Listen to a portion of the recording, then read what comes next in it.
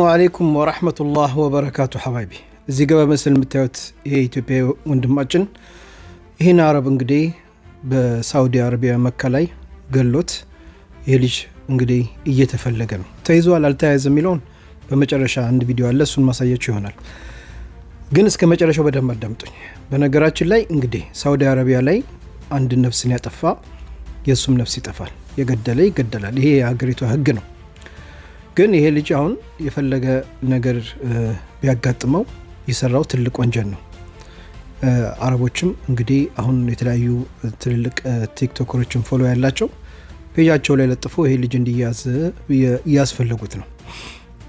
በመቀጠል ይሄ ልጅ እንግዲህ በአጠፋው ጥፋት እንግዲህ በሰራው ወንጀል በርካታ ኢትዮጵያኖች አደጋ ላይ ናቸው። ለምን ብትሉኝ በአሁን ሰዓት ላይ ይሄ ልጅ እንገደል ለመያዝ በየቦታው ተፍቲሽ ነው፣ ፍተሻ ተጀምረዋል፣ አፈሳ ተጀምረዋል። እንግዲህ በየቤቱ እየሄዱ እየፈተሹ መንገድ ላይ የሚያስቆሙ እየፈተሹ እየጠየቁ ነው። ስለዚህ አሁን ማንም ኢትዮጵያዊ በዚህ ልጅ ምክንያት እየተፈተሸ እየተያዘ፣ መኖሪያ ፈቃድ የሌላቸው በህገ ወጥ መንገድ ሄዱ እየተያዙ እስር ቤት እየገቡ ነው። እና ይሄ ልጅ ተይዟል አልተያዘ የሚለው የሆነ ሰው እንግዲህ ይህን ቪዲዮ ለቆታል። እዚህ ጋር በምታዩት ቪዲዮ እሱ ነው እሱ አይደለም የሚለው እኔ አላቅም።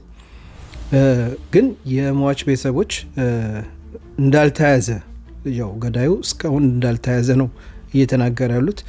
እኔ በተለያየ ቦታ እንግዲህ አረቦች ከለቀቁ ወይ ጽሁፍ ምናምን ስፈልግ ተይዟል የሚል ነገር ያገኘሁት ነገር የለም። እና ሁላችሁም እኔ ማስተላልፈው ዋና መልእክቴ እባካችሁን ጥንቃቄ አድርጉ።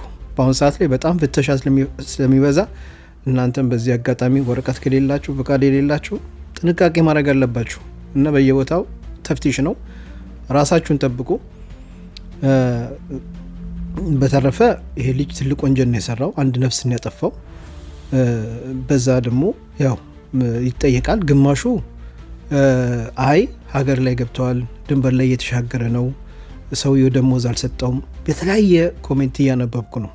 የፈለገ ነገር ገመዙን ቢከለክለው የሰውን ነፍስ ግን ማጥፋት አይቻልም። በእኛ በእስልምና አንዲትን ነፍስ ያጠፋ ምድር ላይ ያለ ሰው ሁሉ እንዳጠፋ ነው። አንዲትን ነፍስ ያዳነ ደግሞ ምድር ላይ ያለው ሰው ሁሉ እንዳዳነ ነው። ስለዚህ አሁን በኃይለኛው ተፍቲሽ አለ፣ ፍተሻ አለ።